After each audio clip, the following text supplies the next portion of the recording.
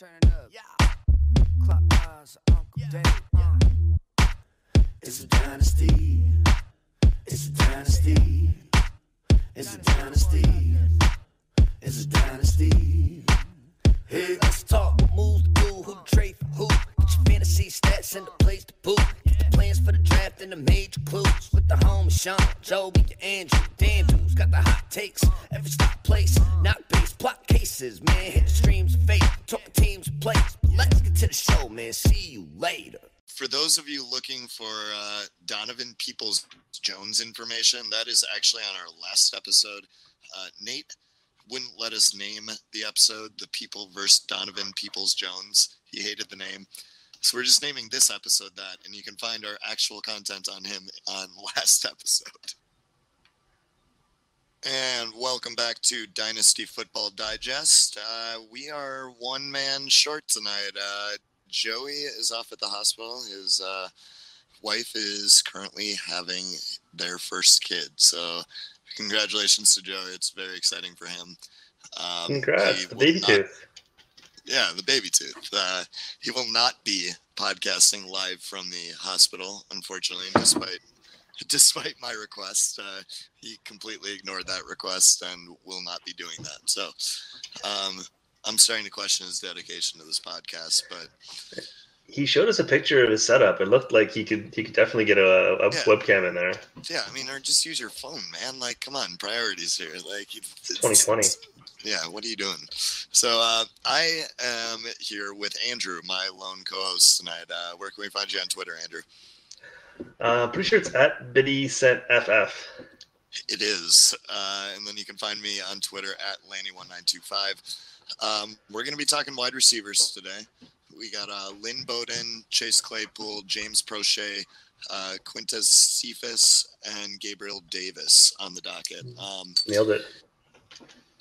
I got a couple of other guys that I probably want to watch next week. So I know we were going to go tight end, but like there just might be a couple of wide receivers worth bringing up still. I don't know. We'll talk about it. But I actually liked this group more than I thought, or at least some of them. Two of them specifically, actually. But you want to kick it off with Lynn Bowden, Andrew? Yeah, he's one of the pleasant surprises for me. He pops on film. Unfortunately, we didn't get to see a lot of him play wide receiver this year. I was messaging you during my film session. I was like, do you have any specific games I could watch to see him catch a ball? And there wasn't a whole lot to go off of this year, unfortunately, because of their unfortunate luck. But what you could see from this year was that he's a ridiculous athlete. Like, he's quick, he's fast, he's shifty and elusive. I felt like he had good vision to make decisions as a wildcat quarterback, running back, whatever you want to call him, playmaker. Now I did look into some of his 2018 film. There's a little bit more evidence of his receiving ability. Now, unfortunately, he was used primarily as sort of like a screen, short area receiving option. So you didn't get to see a whole lot of him running routes. What you did get to see again was a lot more of that impressive athleticism, and he's an incredible receiving yards after the catch, threat. I thought he displayed pretty good hands. He's able to catch the ball away from his body. Didn't seem to have very many drops at all that I saw anyway. And there was a couple of instances where I saw him actually go downfield, and he actually, I wouldn't say that he has a diverse route tree, but what he does run, I think he runs at a reasonably technical level for a guy that's, probably hasn't had a lot of exposure to that. So overall, I think there's a lot to be excited about. Just maybe a lot of question marks as well. So I don't know. I like him as a player, but it's going to depend how the team that takes him decides to use him. I think is going to be a big question mark. Yeah, I agree with all that. I love that he's just a weapon everywhere. Like, just get the ball in his hands and let him make plays.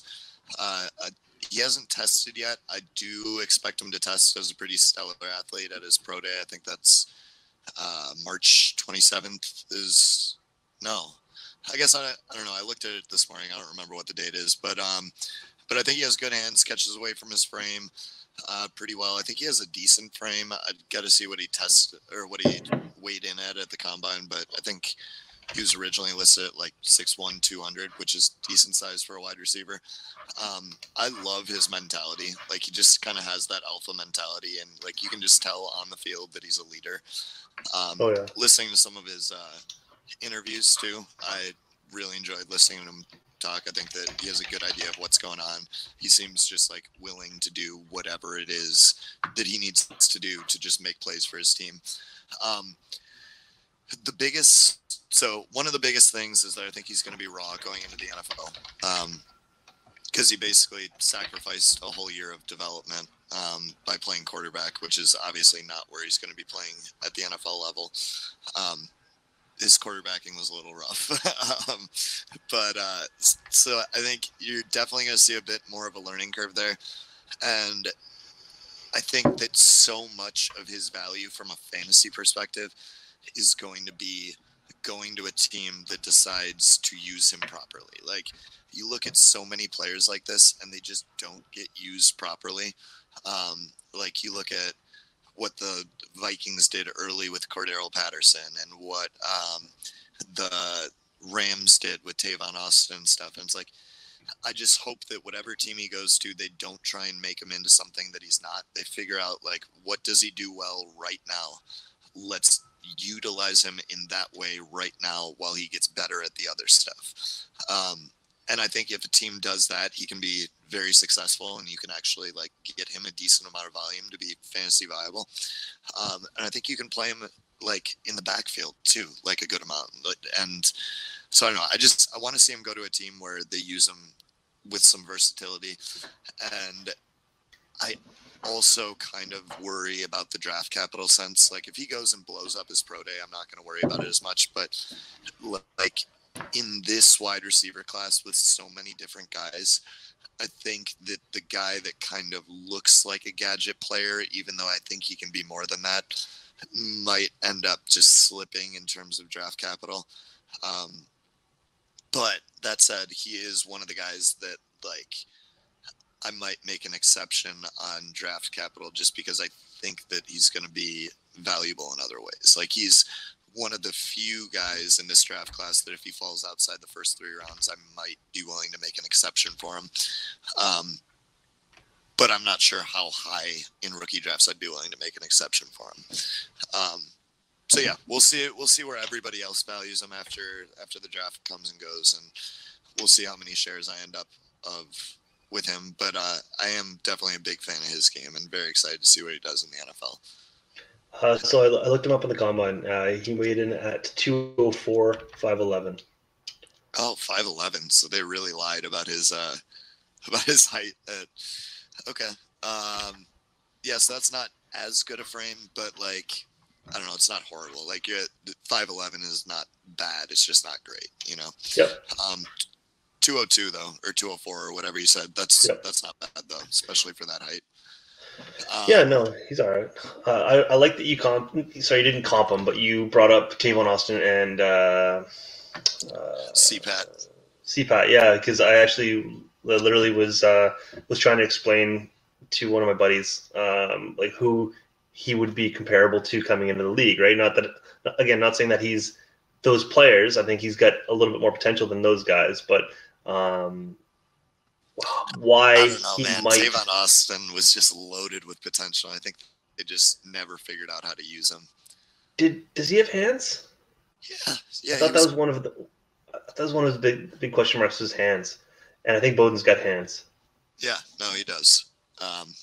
So yeah, I'm excited for him. I really hope that he blows up that pro day and then just gets like some nice like early 3rd round draft capital or something like that. I think he could even go higher if a team just falls in love with him. But yeah.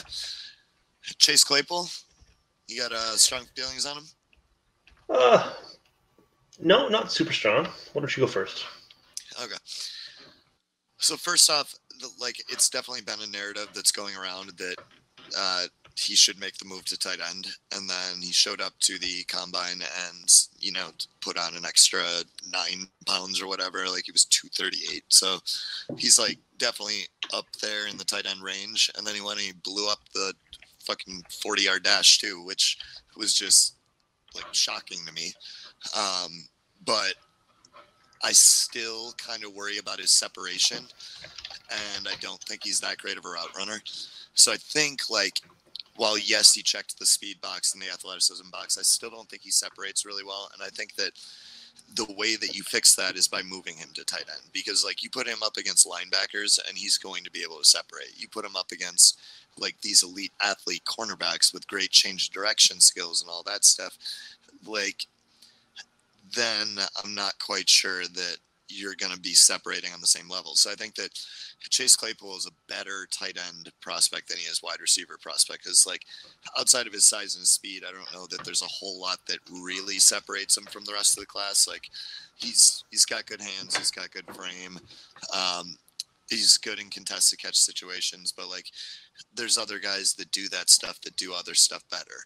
And so I think the way that he separates himself is by becoming a tight end and an athletic monster at the tight end position in a bad tight end class. Like this tight end class is not good. And like, if he made the switch to tight end, he could be first tight end off the board if a team looks at him that way. So yeah, I don't think he offers a lot in terms of separation, run after the catch ability, anything like that. But I think he's an intriguing tight end prospect.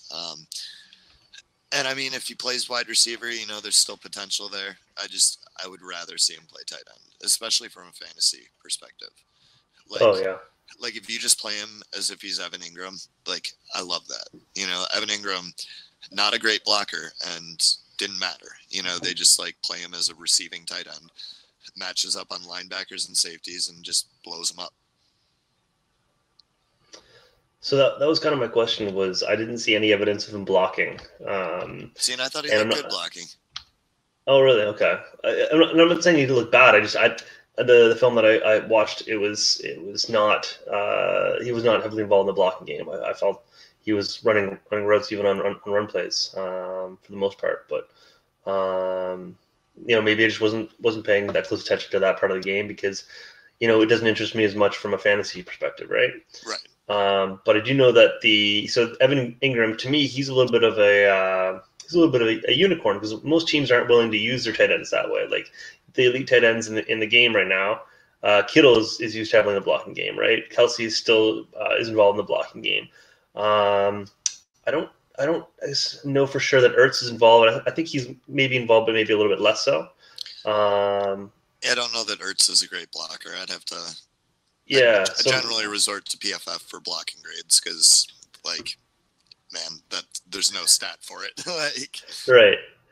And so, like, I wonder if you have to be like you said, the right fit, the right team that's willing to use him, like an Evan Ingram, where it's like, yeah, you're a tight end. We don't really care that you can block because you can do all these other things so much better. Because So no, I go think ahead. the league might be moving in that direction, though. Like, Noah Fant was not really a great blocker. Like, that just wasn't really his game. He was just not a great blocker. Like, he was okay, but not great. And I think that the way the league is heading, I think that's at least the direction they should be going, and I think that some teams are starting to figure that out, and I think some teams aren't. Yeah. And so anyway, from a fantasy perspective, obviously, yes, you'd like him to be a tight end putting up receiver numbers because there's so much more value in that positional designation, right? In terms of what I saw out of him, I saw pretty poor quarterback play. There's many times where he, I'm not saying that he got great separation, but he did get open enough that he should have been able to complete a pass, and the quarterback just completely like airmailed him, like several occasions. In addition to which, some of the receptions that he made were like unnecessarily circus catches because he is having to adjust to a poorly thrown ball where like the ball's behind him, and so he has to contort his body, and he ends up falling down without contact because he had to contort his body so much. So he loses out on that receiving yards after catch. And I thought that was one of the strengths of his game was his rack, right? Like Really? oh yeah, no, like he looked like a menace in the open field. To me, I thought he looked tough to bring down, but I also think with like bigger, stronger athletes, I don't know how much that translates. But like I'd rather see, like I definitely appreciate guys that are tough and physical after the catch, for sure. But I want it to be like a violent physical after the catch, and I want to see guys that can elude defenders, and I don't know that he's that. So I saw enough speed to elude the big guys and enough physicality to truck the little guys. You know what that sounds like? That sounds like somebody that should be used as a motherfucking tight end. Should be running over safeties and running around linebackers. Yeah, absolutely. No, I don't disagree with your assessment at all.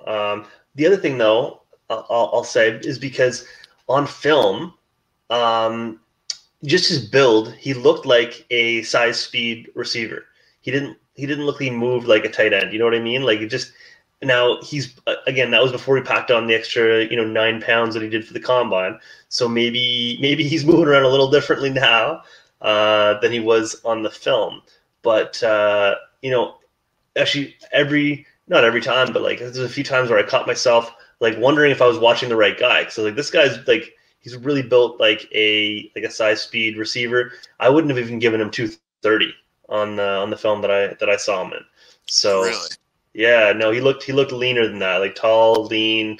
Again, not super agile. I wouldn't say he was agile, straight line fast. I don't think he was 230 heading into the I think he was playing at like 229. That's 230 to me. Well, okay, but like, yeah, I don't think he made it into the 230s. So I think he was like 229, and then he came in at 238 or something like that. Yeah. But like I don't know, he looked lean to me. But again, it might just be the long frame. I thought he had reasonably good hands. He did a good job adjusting to some poorly thrown balls. I think he projects as from what I saw as a deep threat, but he just couldn't be used that way because his quarterback couldn't actually connect on a deep ball. So he actually ended up catching a lot of felt like he caught a lot of crossers, and that's where he turned his receiving yards after catch into a weapon. But yeah. I don't think his routes look defined or varied, but I think he's able to compensate with just his physicality. Yeah, no, I agree with that. I guess just for me at the next level, when you're facing cornerbacks that you can't just beat up on consistently physically, and you can't, like, just to me, I would rather have a guy that can separate on the outside, and I don't know that he's going to do that. However, like, you are right. Like, I think he can still excel as a deep threat wide receiver and as a red zone threat. I don't think he does it as well as basically what we had from DK Metcalf last year, which my assessment of DK Metcalf was that basically, yes, no, he's not going to be like an elite separator on a horizontal plane, but like he's so good at what he does that he can be a deep threat. He can be a red zone threat. He can do these things, and that's valuable. And so like Chase Claypool, yes, those things are true of him, but I think to a far lesser degree. And I don't know that has like such trump cards that you can expect them to win consistently in that way at the next level. But yeah, as a tight end, I love him. As a wide receiver, I like him, Yeah. Would you expect us to get any clarity on his designation before, like, even preseason, like August, or would it be likely? When they draft a player, they list the position when they draft them. That's usually when you figure out like how the team intends to use them. If they come out and they draft tight end Chase Claypool, then we know that that's what they're trying to do. And probably in fantasy, jackpot. Yeah, that's how they're going to be designating. Suddenly he's the 101. Yeah. All right. We're going to take a short break, and we'll be back to talk James Proche and Quintez Cephus.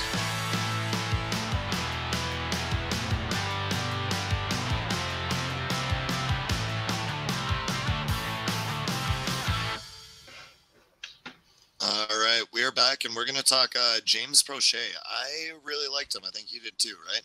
I did, yeah. I thought he looked like one of the smoothest players that we've evaluated. Yeah, I think that's a good word for him.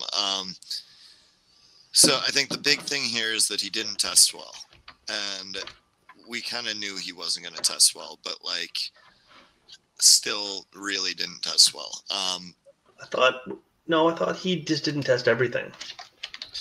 I think he tested poorly in the shuttle and the 3-cone, and then was like okay on the jumps. Right. Yeah, but he didn't do the 40. No, I don't think he would have tested well on the 40 though. I think that's Right. probably why he didn't run the 40. Yeah. But in terms of the positives, it's almost everything. Like he's not awesome at anything, but he's like really good at everything. Like I think he runs good routes. He has good hands. He's really crafty after the catch. Like I don't think he's a strong runner, but like crafty is the best word. Where you can see like once he gets the ball in his hands, like he has a vision of the field and where he needs to go and how to get there and how to use his blockers, and just like he produces yards. And I think that he does it a lot better than some of the guys that may be better athletes than him.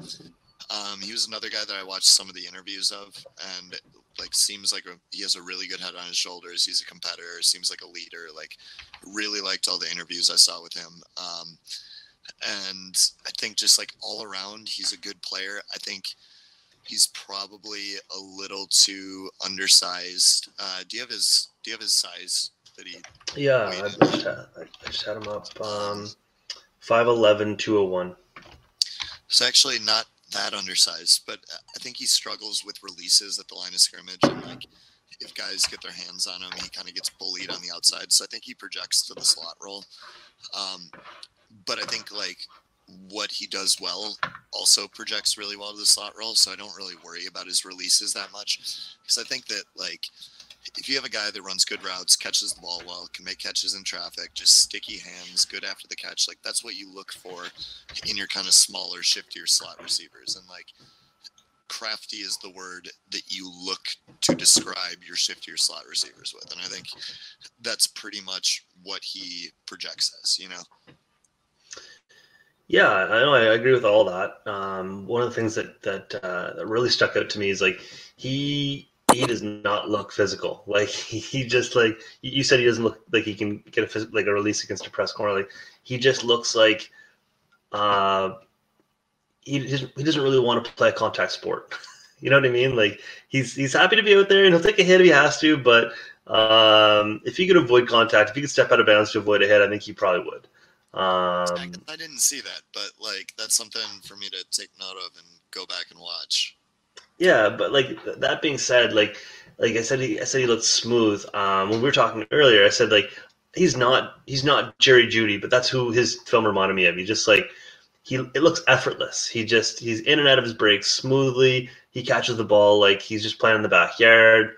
Like he's just I thought his hands did stick out as an elite trait. Honestly, I thought he made some catches that were not by any means routine. I like that he's extremely versatile. Like he ran every depth of route. He's used all over the field. I agree that he probably does project to the slot at the next level, and it probably has to do with the fact that I don't think he has elite speed. I don't see him as an outside guy.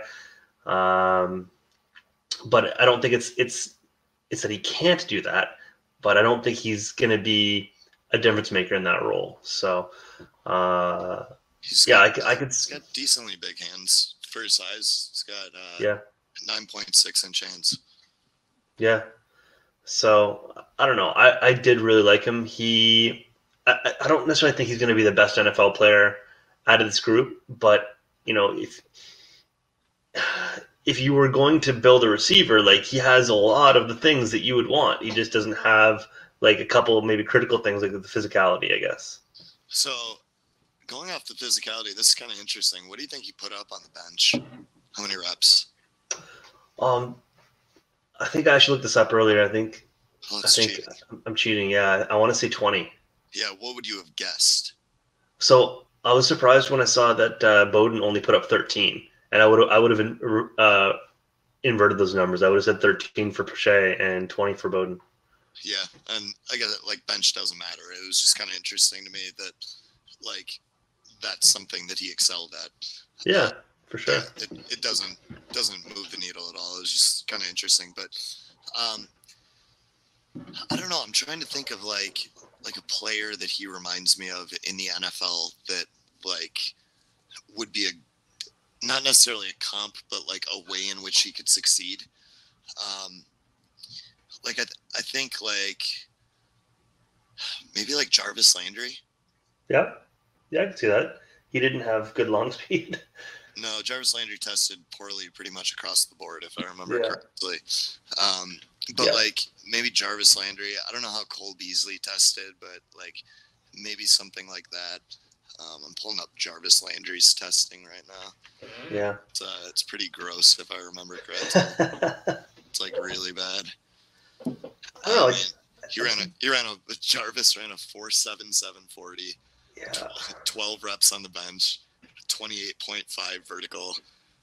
Like, dude, he only had one test that he was above the 10th percentile, and that was his bench at 12 reps. These are all courtesy of Kentley Platt on Twitter at MathBomb, by the way. His RAS scores are some of the most accessible stuff for just finding historical combine data. It's super easy. So if you're not following him, check him out. But yeah, I mean, like, I think it's easier to be a not great athlete when you're in the slot because you're not being asked to go up against these like super physical, super fast corners on the outside that can like bully you and keep up with you. I think a lot more on the inside has to do with just like your technique and your ability to run routes and just like getting separation in that way. Yeah. The only thing about his slot projection that would worry me is that I don't think he's really going to threaten the seam. So you're going to have to ask somebody else to do that, and you're going to have to use him in different ways. So he's going to be more of your underneath to intermediate wide receiver in that role.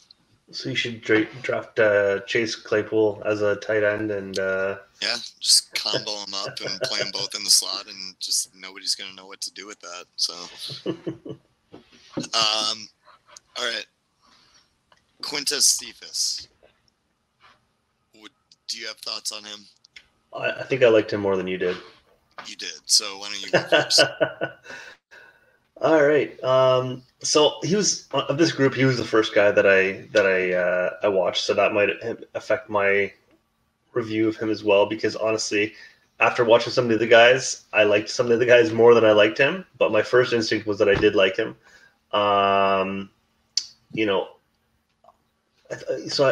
So some of my evaluations, I thought he had good hands. I thought he was physical in his routes, good in contested catches, both in the deep part of the field and over the middle. I thought he had a good combination of shiftiness and power. I don't think he had like an elite traits in either of those areas, but I think it was a good combination where he could potentially win with either, as opposed to relying solely on one. What I liked, and I think you mentioned this about Bowden. I thought he had like a super high like level of compete. Like I think you call it like the alpha trait. Like he was willing to do what it took to win, right? And he was willing to do he's a good teammate, right? He just whatever it took to win, he was going to do it. I thought he had good body control. My sort of outlook for him in the NFL is that he strikes me as kind of like a reliable slot possession receiver without a whole ton of upside, which is kind of unfortunate because then we looked at Bowden, who kind of projects better in most of those areas, and Proche, who I think projects as being a little bit better in most of those areas, for different reasons. But yeah, so I think unfortunately there's just a few too many players that kind of fit that mold in this draft, and so I don't necessarily think he's going to be able to distance himself, but in a different year, I could see be a little bit more market for him. So I did like him, but I didn't love him, I guess. So I thought he released well from the line of scrimmage, which I think if you move him to the slot, that's kind of wasted. I thought that he had good hands. His run after the catch ability is pretty pathetic in my opinion. Like, he doesn't offer much there. And then you get to the athletic testing, where I don't put a ton of stock into actual athletic testing. It's more of just checking a box, and he just like didn't check any of the boxes outside of his jumps. So like, bad shuttle, bad 3-cone, 4.7 340, man. Like in this class with so many potential wide receivers, what NFL team is going to spend draft capital on a wide receiver that runs a 4.73 when you could just spend it on somebody else who doesn't do that? Look at those 23 reps of bench, though. It doesn't matter. It doesn't matter. So, like, I'm an NFL team. If I'm looking at it and I'm like, okay, like, I have the same film grade on Lynn Bowden and Quintus Cephus. Like, let's just say that I have the same film grade. I don't, but let's say I did. There's no way in hell I'm taking the wide receiver that runs a 4.73. And especially when, like, you've got Mel Kiper saying there's 30 wide receivers that could go in the first 3 rounds, which also, it's funny enough, if you haven't read the mock draft from Kyle Krabs on the Draft Network, where he called it the Mel Kiper Challenge, where he tried to do a mock draft that landed 30 wide receivers in the first 3 rounds. And by the end of it, it was just like, yeah, this guy's got a cool name. He's on the board. It's just like, it just showed how ridiculous that claim was. Like, there's no way that you get 30 wide receivers in the first 3 rounds. It's not fucking happening. Isn't that how Montario Hardesty got drafted? How what? Montario Hardesty get drafted? That's one of the coolest names. Yeah, there's some dope names in this draft class too. But yeah, so like, for me, like, he's fine. He has good hands. He releases well, but like, there's not a lot of upside there. I don't think he's a great route runner. I don't think he offers anything after the catch. He's not a burner. Like, what is he going to excel at in the NFL? And I just don't know that he has anything that really stands out about his game that he is going to like translate as a trump card to the next level. And with that testing, he's also not going to get draft capital, I don't think. So like, at this point, he's somebody that, like, for rookie drafts, like, if I were drafting right now, he'd just be off my board. Like, I'm not taking him, because like, there's no point at which I'm going to take him in a 7-round mock, because just like, there's not enough good going on, and the odds of him getting invested in and landing in a good spot and finding a role in an offense is just so small. I don't know. Do you disagree with any of that? No.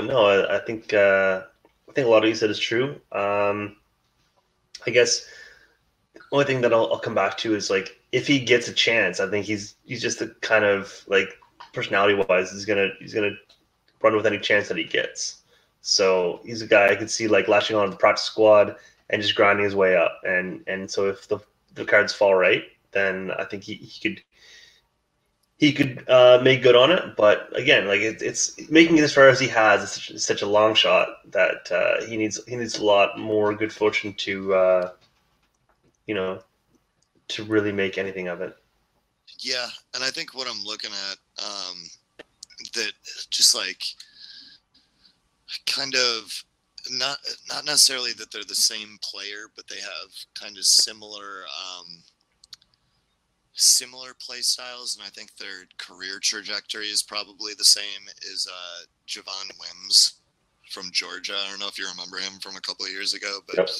He was just like a physical player and like generally fundamentally sound, but like not a great athlete, and ended up going in the 7th round out of Georgia, and like.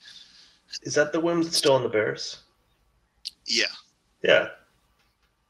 Yeah. So I think like that's the career trajectory in my opinion. I think that's a pretty good key scenario for him. So like, right. But that, like, not fantasy relevant.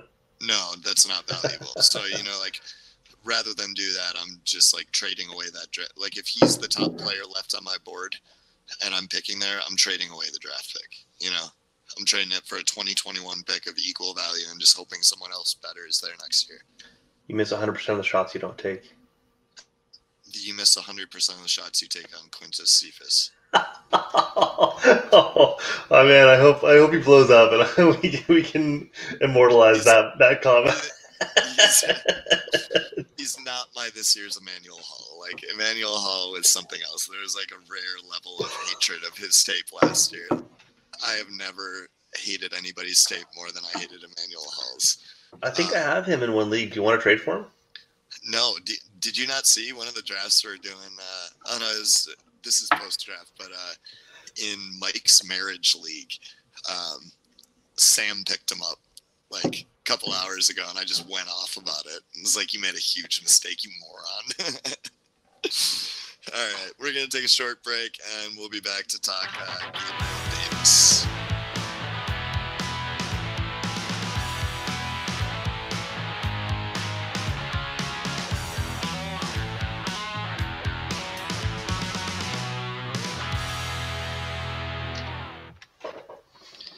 All right, we got one more guy we want to talk about today, Gabriel Davis, and then we're going to kind of just talk about the draft landscape in general right now for rookie drafts, like if everything were to happen right now.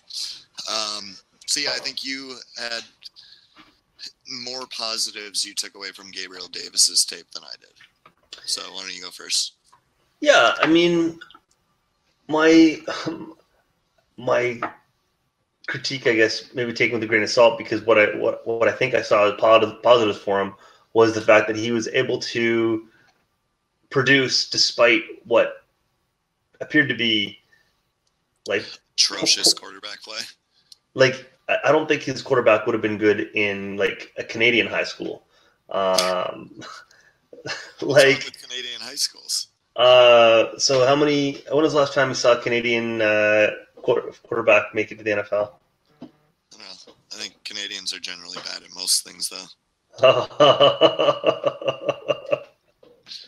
Well, discredit your opinion. But no, like I think, was it Shea McClellan that you were going off on last week? Is that his name? No, Shea Patterson. Shea Patterson. Worst you were going off since Jordan Tom. I'm pretty sure whoever plays at was it UCF? Yeah. I think he's worse. I really do. Yeah. So Davis was getting open. Now I don't think he's a great separator, but I think he has, enough speed to threaten a little bit vertically in order to sell some of his routes a little bit, because I felt like consistently he was getting open downfield and just airmails out of bounds, like not like, oh, I missed him by a yard. It was like, no, if he was significantly faster than he is, I still missed him by 3 yards. It was gross. Did you watch his LSU game from last year, the bowl game? I did not. Okay. No. That was a really concerning one for me, but keep going. I'll get to that one. Okay. I was just curious. Yeah, so he looks like a big receiver. I didn't look up his numbers, but he looks like a strong, tall, physical receiver. I thought he had reasonably good hands for the balls that made it into his general vicinity. There was a couple of circus catches that I saw in his tape. I wouldn't say it's an elite trait for him, because there were occasionally some drops. Now they were mostly in contested situations, so you give the defender a little bit of credit for some of that. I thought he ran reasonably good routes. He set up a couple really nice double moves where he just got like wide open, and so that's, I think that's pretty good to see. He was physical after the catch, but he doesn't have any lateral mobility. Like, he's not remotely shifty. If he's gonna create after the catch, it's because he's just gonna be bigger and stronger than the defender. For his profile, I didn't think he was particularly strong in contested catch situations, which is a little bit of a red flag. He did stand out to me as a very physical blocker, very willing and able to block in the run game. And so I guess this ties into not being great in contested catches. I didn't think he had great body control in the air. So there's a couple times where I felt like he jumped when he didn't need to, or he turned the wrong way to make the catch in the air. So I just, maybe it's like an awareness thing, and it reminded me of, I think it was two seasons ago, the Devin Funchess catch in the end zone. Do you remember? You know exactly what I'm talking about, where he like jumped up to catch it, and then it ended up like down by his knees, and it's like what was, how did you? What are you doing? Yeah. So I think it's just like an awareness thing. And, maybe he lost the ball. Because I think that's what Funchess said after he did it, was like he lost the ball in the lights or something. So it's possible, but it looks really, really bad on film. So my final kind of look on him was that he projects to me to be a deep threat, but without elite traits. And I think where deep threats are maybe not a dime a dozen, but they're not a rare commodity. You'd like to see one that has elite traits to separate himself from his competition. So I don't know that he's fast enough to be a deep threat, and I also don't know that he gets off press well enough to be an outside receiver, like an effective outside receiver. So like his speed is fine, like it's not a problem, but I don't think that it's like something that's going to help him as a deep threat. It's just like fine. I think he ran like a 4.53 or 4.54. The only thing that I really liked about his game, though, was his ability to track the football. Like, I thought he did a really good job of that down the field, which is, again, nice for a deep threat. But, like, I didn't think his routes were good. I didn't think his hands were good. I didn't think he was good in contested catch situations. His shuttle time was atrocious. Again, it was one of those where it's like, yeah, like I just wanted to see you check this box to show that you know how to change directions, and you didn't. He doesn't offer much after the catch. So I just like, as an outside receiver, there's like so many red flags there. And then there's like nothing to make me believe that he could play in the slot. Like it just, to me, that's not a profile I can get excited about. He's 6'2", 216. It's not as big as I thought he was. No, okay. Yeah, I thought you were using that to like answer something that I didn't ask. No, just chatting at the conversations. We have been talking about size and height and weight in other profiles. So yeah, no, fair enough. Which like that's good size. But like I think that you need to be able to do other stuff. Like it's not good enough that like that's just how you win. So I don't know. I was not a huge fan of him, but let's kind of talk about the draft class in general now. So as of right now, without knowing landing spots, I'm kind of looking at it where like I'm happy with any picks in the first 14 picks, right?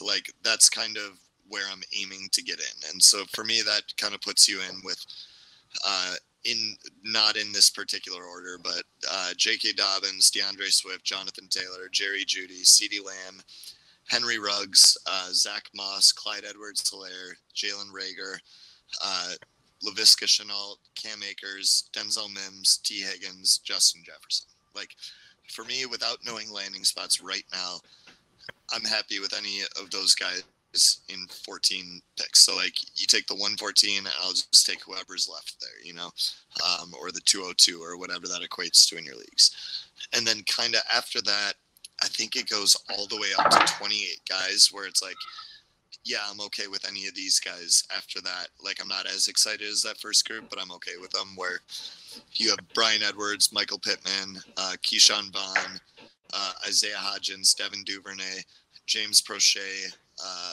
Lynn Bowden. Then you get your quarterbacks in Tua and Burrow, Chase Claypool if he's playing tight end, Tyler Johnson, Brandon Ayuk, Van Jefferson, KJ Hamler. And like KJ Hamler's kind of on the fence for me there, but even then you're looking at like 27 picks. So in like a 12 team league, like you're still pretty happy with those early third round picks. Like you still are getting somebody you're pretty happy with.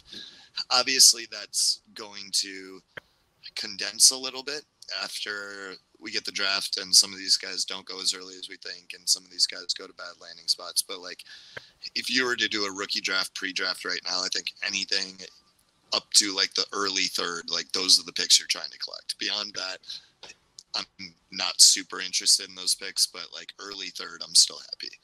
Where are you kind of at for that? I mean, I guess I don't really tend to think about it that way. It's kind of a new experiment for me, so I'm kind of on board with you with the 14. My question for you is like, so if you're at 15, are you like aggressively trying to trade up or like aggressively trying to trade down? Because like that's your tier, like that would be the worst place to be, right? It would be 15. What's your thought? Yeah. So it depends on value there, because realistically, trading back, you'll get more value once the NFL draft has passed, because people have landing spots and they start to get amped about their guys. But yeah, if I'm sitting at 15 and it's like, yeah, this is the 203, whatever. If I can package that with like a late third and move up like 3 spots, 4 spots, like I'm into that, because best case scenario, all these guys in the top 14 land in good landing spots, which we know isn't going to happen. But worst case scenario, you're still getting somebody from the second tier and you're getting your choice of them based on landing spot, Whereas like at pick 15, you don't really have that chance to kind of break into the elite guys. So like for me, there's like a clear top 5, where like Swift, Dobbins, Taylor, Judy, Lamb. And if you're not in that, then I just want to be in the top 14, Okay. Like I'm willing to trade back from 5 to 8. No problem. Okay. I think I'm a little bit less warm than you are on the sort of 14 through 28. 15 through 20. But sorry, yeah. 15 through 28. Which is funny because I think when we went over the film, I think I liked a lot of those guys more than you did. But I don't know. I think, like you said, I'm probably in the camp that we'll get more excited about them post draft, and once you see landing spot, once you see a little bit more of an idea of the picture of what they could become. Because yeah, for sure, there's some talented players in that group, and in the right spot, they could produce right away, and there's a lot of value in that, especially if you're in the habit of collecting draft picks, which I know you are.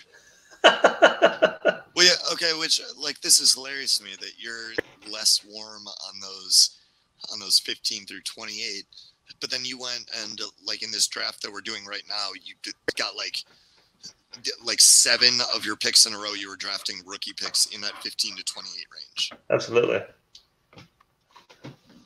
Like, what are you thinking? If you're not as high on those guys as everybody else, why are you the one drafting them? So, well, I don't want to give too much away, but like my intent, I fully intend to trade some of those picks, because I don't want to just draft capital in this draft. I want draft capital in next year's draft. So I fully anticipate flipping some of this year's picks to get next year's picks plus. Do you know what I mean? I've seen you try and trade negotiate. Banking on trading is not going to work for you. So you have not seen me trade negotiate something that I was actually trying to move. Okay, fair enough. Right? So like if you're trading, like say you're trading the 208 in this year, what are you trying to get next year? So I'm asking for a next year's 2 for sure, and I'm probably asking for like a 4 to go with it. Okay. See, and that seems reasonable to me. This is a new experience for me with you. I've never seen this side of you. But like it's because if I really want to move it, I'm going to get something that is probably like legitimately straight up value. If I would like to keep it, I'm asking for more than equal value, right? That's fair. So you usually only want to move bad players and old people, though. I'll almost always trade older players. I'll almost always trade older players. Obviously, I want to trade bad players. If you can get anything for bad player, that's a win. But I usually don't try to, like, I won't usually cold offer a bad player. unless it's for like a fifth rounder. I'll move like a replacement level D end for a fifth round pick any day. I don't care that a fifth round pick has almost no value. It has more value to me than like this 31-year-old that's producing 7 points per game. Okay, interesting. Well, I might be a buyer on those 2020 seconds. Yeah. So, yeah, maybe we'll get a deal done tonight, because that draft I think is going to end tonight. We'll see. So I gotta have to drop about 20 players and find 20 players from our bone heap of a waiver wire to replenish my roster until the rookie draft. Yeah, I think we should do a recap on the show of these drafts after we get through the rookies, because we'll probably do one more wide receiver show. I don't want to do more than one tight end show, man. And then like the one quarterback show, and then maybe we can start recapping some of those drafts. By then, we'll have some of the pro day numbers in, and we'll be right up against the NFL draft. Mm-hmm. All right, we went a little long today, but this has been an episode of Dynasty Football Digest. You can find our written content on idpguys.org or on dynastyfootballdigest.com. You can buy a subscription there and see all of our premium content, so you get access to our Slack channel, rankings, ADP for both IDP and offensive players mix, which I don't think you can find anywhere else at the moment. And then we got my rookie rankings up there, which we all know that mine are better than Andrew's, so that's why we put mine up there.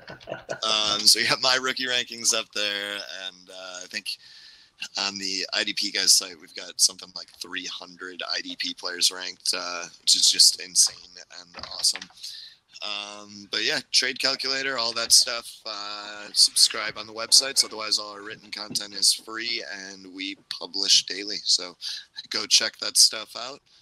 And we'll see you next week to maybe talk some receivers, if I can talk these guys into one more round of 5.